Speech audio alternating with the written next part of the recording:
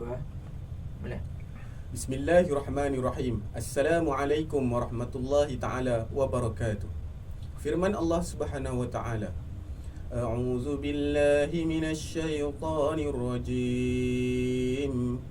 Kaf ha ya ain sad.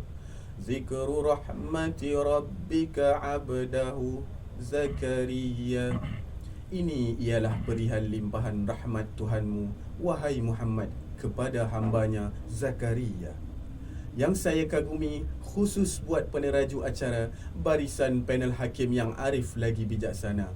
Sekuntum senyuman dilontarkan kepada penjaga masa yang setia bersama loceng keramatnya. Dif-dif kehormat, salam Malaysia Madani buat hadirin hadirat warga AADK sekalian. Saudara dan saudari, sebelum saya mengemudi pentas ini, mari bersama saya pahatkan di dalam hati dengan tajuk syarahan tafsir saya pada hari ini, iaitu Kisah Nabi Zakaria. Tajuk ini dipilih berdasarkan petikan dari surah Maryam ayat 1 sehingga ayat 15, di mana ayat yang saya bacakan di awal tadi merupakan petikan dari surah Maryam ayat yang kedua, yang memperihalkan bagaimana Allah Subhanahu wa ta'ala melimpahkan rahmat kepada hambanya, iaitu Nabi Zakaria. Persoalannya, apakah rahmat yang dikurniakan? Dan apa pula amalan Nabi Zakaria sehingga dilimpahkan rahmat yang tidak dijangka? Dan apa pula kaitan kisah ini dengan proses kepulihan? Ayuh bersama saya menukuni perkongsian ringkas ini. Kita tuntaskan setiap intipati di dalam surah ini dengan mengeluarkan pengajaran untuk tatapan bersama. Hadirin hadirat sekalian, sesungguhnya Nabi Zakaria adalah tukang kayu yang bekerja dengan tangannya dan makan dari hasil usahanya. Namun diulang dalam Al-Quran sebanyak 7 kali di dalam surah Maryam. Ringkasan ceritanya ialah baginda hidup sampai ketua tanpa dikurniakan anak. Isterinya diketahui mandul di masa mudanya dan tidak dapat melahirkan anak. Kedua-duanya reda dengan qada dan qadar Allah. Zakaria alaihissalam berkata, "Tulang saya rapuh, kekuatan fizikal saya semakin berkurangan dan umur saya semakin tua. Sebaliknya, dia takut dengan keadaan Bani Israel selepas kematiannya. Bimbang akan berlaku perkara yang tidak sesuai dengan syariat Allah. Maka dia berdoa kepada Tuhannya di tengah malam dengan doa yang tenang, tidak didengari oleh makhluk lain, supaya Allah mengurniakan anak-anak yang soleh yang dapat mewarisi kenabian dan hikmah pada Bani Israel." Seperti firman Allah di dalam surah Maryam ayat ketiga. A'udzu billahi minasy syaithanir rajim. إذ نادى رباني داء خفيا. Ketika Nabi Zakaria berdoa kepada Tuhannya dengan permohonan doa secara perlahan, dengan izin Allah, lalu dimakbulkan doanya, Nabi Zakaria terkejut menerima berita gembira itu pada usia tuanya. Nabi Zakaria bertanya, "Wahai Tuhanku, bagaimanakah caranya aku akan beroleh seorang anak, sedang isteriku adalah seorang yang mandul dan aku sendiri pula telah sampai had umur yang setua-tuanya?"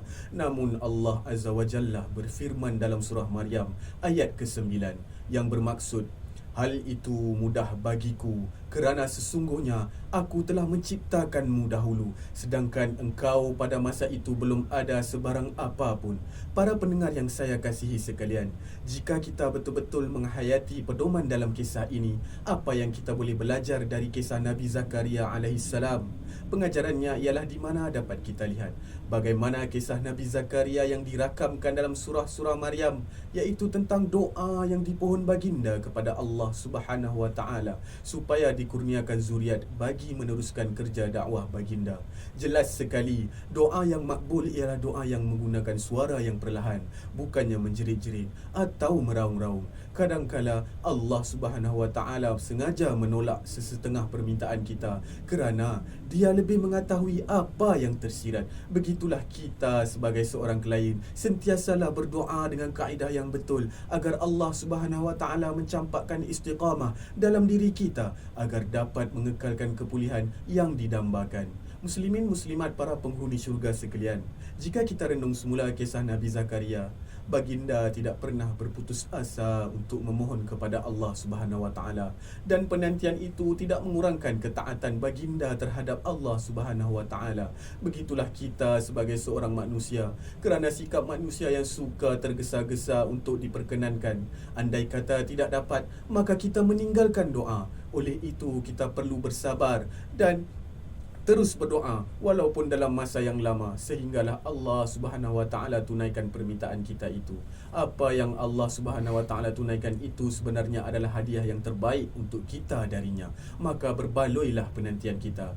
Tuan-tuan dan puan-puan sekalian, tuntasnya kisah mengenai Nabi Zakaria alaihi salam telah menunjukkan bahawa kita sebagai umat Islam hendaklah senantiasa memohon doa daripada Allah Subhanahu Wa Taala dan tidak mudah berputus asa. Walau apa keadaan sekalipun, kita perlu sentiasa berdoa kepada Allah Subhanahu Wa Taala, sama ada waktu susah ataupun senang.